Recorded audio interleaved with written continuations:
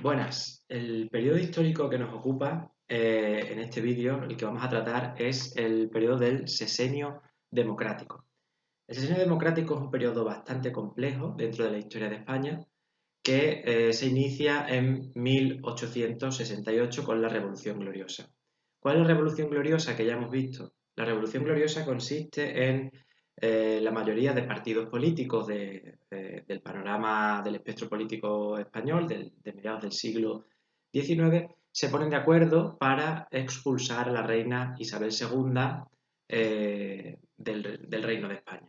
Concretamente, el Partido Liberal Progresista, que había sido uno de los puntales del régimen de Isabel II, ve que la preferencia de la reina hacia los moderados los está excluyendo del poder y apenas logran gobernar. Por tanto, llegan a una alianza con las nuevas tendencias o las nuevas especies de partidos políticos que aparecen en la época, el Partido Demócrata, incluso su ala más progresista o incluso a veces más radical, que son los nuevos partidos republicanos, que ya optan por, defienden que España no sea una monarquía, sino que cambie un nuevo proceso histórico y pase a ser una república.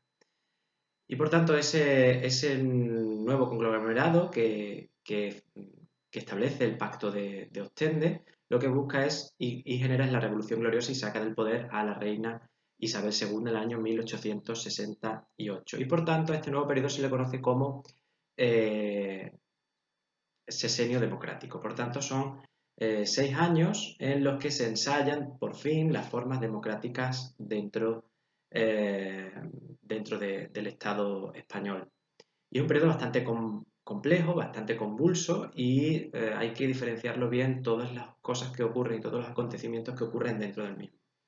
Características fundamentales de este periodo, que ya analizaremos diferentes, que pasa por una monarquía de Amadeo I de Saboya y después pasa por la Primera República Española, pero características comunes que debemos tener en cuenta en este periodo. Una de ellas es que no simboliza un cambio con respecto a lo que viene siendo el bagaje histórico español del siglo XIX. Se siguen produciendo levantamientos militares, pronunciamientos militares que condicionan la historia de España también en el sesenio democrático. Pero la principal característica es que se implanta un sufragio universal entendido como sufragio universal masculino, aún no vota la otra mitad de la población, que son las mujeres, que para eso deberemos esperar en España hasta el siglo XX, pero sí un sufragio universal masculino. Y por tanto, con la Revolución Gloriosa, las primeras elecciones que nos encontramos son las del año 1869. Son también elecciones a Cortes Constituyentes que elaboran la Constitución de 1869. Y que por tanto se sigue manteniendo una monarquía para España, pero sin la reina Isabel II de la dinastía de los Borbones, que la acaban expulsando.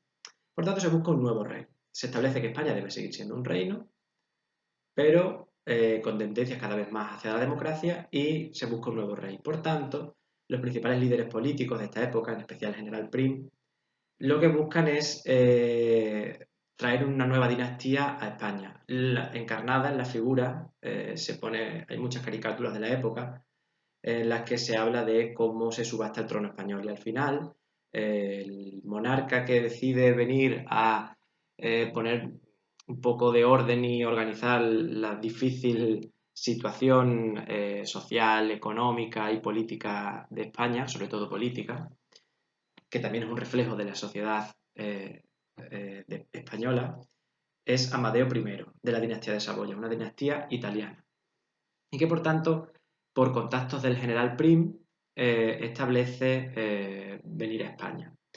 ¿Qué nos encontramos en este periodo del sesenio democrático? Que es bastante complejo, pero en esta iniciación a este periodo lo que vamos a tratar sobre todo es elaboración de unas elecciones. Elecciones con sufragio universal masculino, que ya veremos algunas, ya en algunas se van a acusar una especie de amaño electoral, que luego será bastante común a finales del siglo XIX y principios del siglo XX en España, pero que al principio intentan ser un paso hacia adelante, transformar España en una monarquía, al principio una monarquía democrática. ¿Qué nos encontramos en estas primeras elecciones del año 1869?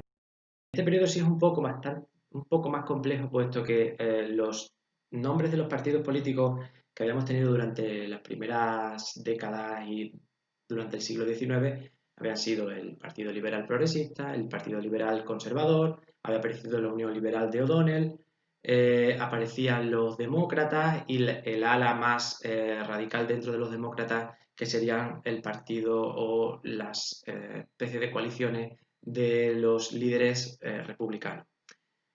Cuando se establece el sexenio democrático en el año 1868, los nombres de los partidos se mezclan. Es bastante complejo por ese sentido.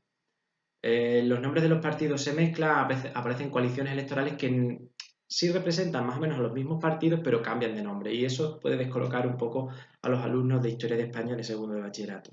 Concretamente, las elecciones del año 1869, realizadas por sufragio universal, de los 352 diputados, que hay que entender que 11 correspondían a Puerto Rico y 18 a Cuba, que aún formaban parte del Reino de España.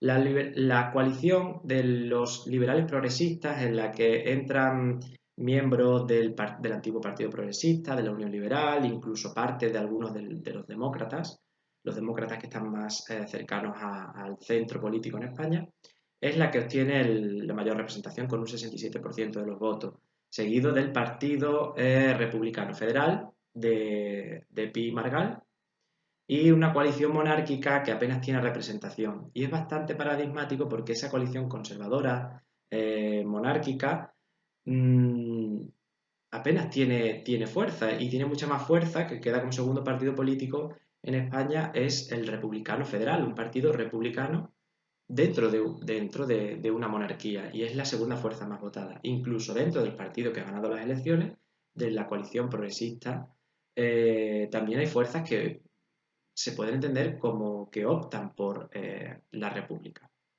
No quiere decir que todos los miembros del Partido Demócrata o de la coalición progresista liberal que entrarían dentro de los demócratas sean republicanos, no tiene por qué, pero sí era una tendencia bastante importante. ¿Qué es lo que ocurre? Que Amadeo I llega a España, y ante la difícil situación que se encuentra en España y las elecciones que se suceden, puesto que no solo son las del 69, que son a Cortes Constituyentes y se crea una nueva constitución, que ya la hemos tratado en otros vídeos, en el vídeo, por ejemplo, de Historia del Constitucionalismo Español, sí encontramos varias elecciones, las de 1871, las de 1872. Concretamente, ese año se repiten las elecciones. Hay dos elecciones en el año 1872. No pensemos que eso de repetir elecciones en un mismo año, como ha ocurrido en 2019, es algo fuera de lo común, que suele producirse que a veces se repitan las elecciones en un mismo año. Dos elecciones generales. ¿Qué es lo que vemos? Que los mismos tres partidos que hemos visto, el progresista liberal, que es una coalición, el republicano federal de Pi y Margall, también se mantiene prácticamente segundo durante todas estas elecciones, las del 71, las del 72, las dos del 72. Incluso también la coalición monárquica apenas tiene representación. Y debemos entender que esta variación no es muy importante en la historia de España, porque prácticamente son los mismos apoyos, pero el rey se encuentra en una situación bastante compleja. Por un lado, un país que opta por la vía democrática, que no deja de repetir elecciones, prácticamente una por año, incluso hay años como el 72 que repite las elecciones en dos ocasiones, y que no es un país que poco a poco se va adaptando de pasar de una democracia con sufragio censitario a una democracia con sufragio universal. Y ese cambio por ahora cuesta a la población, e incluso para los líderes políticos puede llegar a intentar amañar las elecciones y que no sea un resultado tan justo y unas elecciones tan limpias como se debería. Por otro lado, otro de los grandes problemas que tenemos en el reinado de Amadeo y durante todo el sexenio democrático, y que después durante la Primera República Española también aparece. Y una de las causas por las que Amadeo I decide, con solo muy poco tiempo de reinado, apenas poco más de un año, decide irse de España dándose cuenta de que es un país muy difícil de gobernar, y muy difícil de ser rey de España y decide marcharse. Por tanto, cuando no solo nos enfrentamos a un intento de democratización del Estado español, también tenemos una nueva guerra carlista, la tercera y última guerra carlista del siglo XIX, en la que los defensores de la idea del absolutismo monárquico, que ya está siendo bastante denostada no solo en España, sino en Europa, optan por colocar a su candidato, al antiguo descendiente de Carlos María Isidro, que había competido con la reina Isabel II en las anteriores guerras carlistas. El carlismo vuelve a resurgir con una tercera guerra carlista. Tampoco tiene ya mayor importancia, la que mayor importancia fue la primera, que ya la hemos tratado, pero mencionar que no solo España es un país que sufre otra guerra civil dentro de este periodo. Otro de los factores que alteran la sociedad y la política española del sexenio democrático, la guerra con Cuba. Cuba no ve resueltas sus aspiraciones de incorporarse dentro del Estado español y aunque sí tiene representación en las Cortes, 18 diputados, eh, necesita que la política que se desarrolle en Cuba tenga más influencia en España y que se les tenga mucho más en cuenta. Y otra de las consecuencias, otra de los factores importantes dentro de este periodo es la guerra cantonal. Por tanto, tenemos tres guerras a la vez. La guerra cantonal, concretamente, un concepto bastante complejo, en el que un municipio, una ciudad, una región, una comarca decide optar por el autogobierno y descentralizarse del Estado. Y estas tensiones son bastante comunes en el siglo XIX y acaban desembocando en la guerra cantonal. Por tanto, tenemos tres guerras simultáneas: la guerra carlista, la guerra con Cuba y la revuelta cantonal. Tres problemas demasiado difíciles para un momento muy complejo en España en el que se opta por la democracia, y si algo tienen los sistemas democráticos es que intentan ser pluripartidistas y el debate a veces es democrático. En una sociedad que no está acostumbrada a ser democrática se confunde con inestabilidad y se puede confundir con inamovilidad del sistema y que no es capaz de hacer frente a estas tres cuestiones. Pensad que si fuera solo una guerra con el carlismo, que ya se ha luchado anteriormente y se ha derrotado, quizás este periodo podía haber desarrollado más ampliamente los derechos democráticos y los derechos sociales en esta época. Pero son tres problemas simultáneos: la guerra con Cuba, la revolución cantonal y la guerra carlista. Y varias de perspectivas muy diferentes en un momento en el que se opta por intentar democratizar España. Por tanto, la monarquía de Amadeo no funciona y él se acaba marchando de España.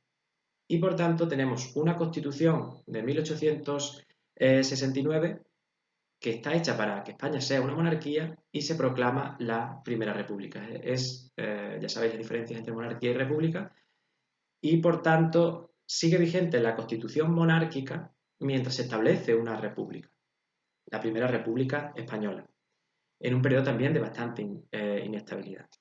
Si nos centramos en las elecciones del año 1873, vemos que el Partido Republicano Federal se hace con el gobierno, con una capacidad prácticamente de victoria electoral abrumadora, de 346 escaños.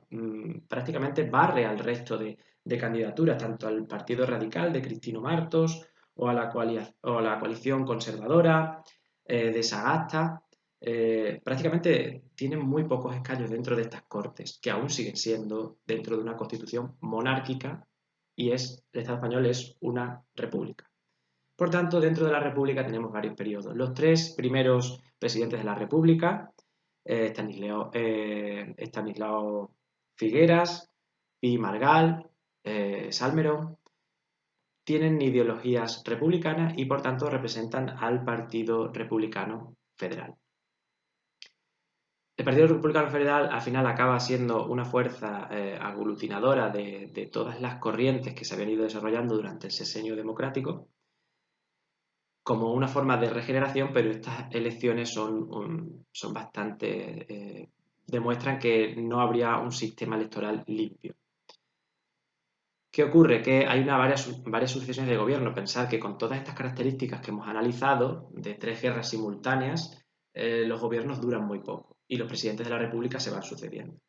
Hasta el punto de que durante los 3 primeros presidentes de la República es una república federal, que intenta ser federal, pero vista las dificultades, sobre todo la guerra cantonal, que busca aún una mayor descentralización, se opta por una república unitaria en la figura de Serrano.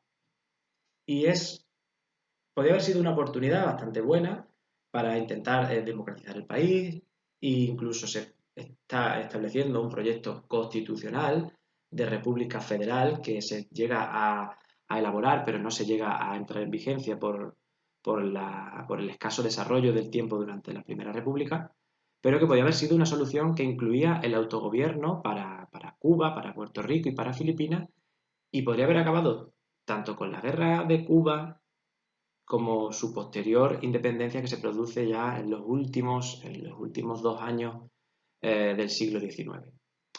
Podría haber sido una oportunidad de haber intentado mantener estas provincias o colonias españolas dentro de España y no haber causado la conmoción que había supuesto.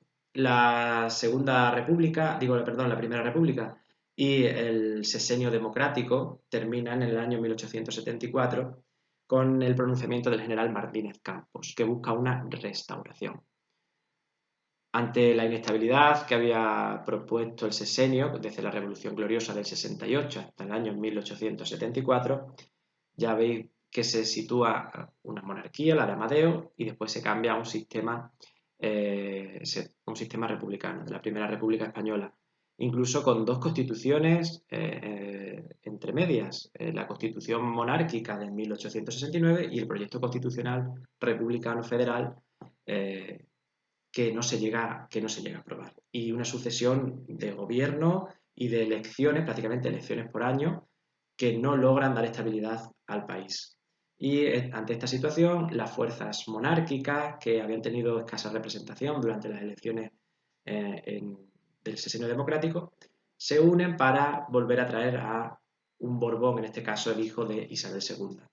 Y debemos tener en cuenta que una restauración en la historia es una vuelta atrás, una vuelta a una monarquía constitucional, esta vez también en la dinastía borbónica, en la figura de Alfonso XII, pero siempre una restauración significa una vuelta atrás. Es como el periodo del sexenio democrático no ha salido del todo bien, quizás por fuerzas, por un factor multicausal dentro del mismo sexenio, que opta por una restauración del modelo o una aproximación del modelo político anterior. Pero entendemos que en historia, que siempre es una historia que puede ser lineal, que tiene que ser progresiva, es muy difícil volver atrás y establecer restauración.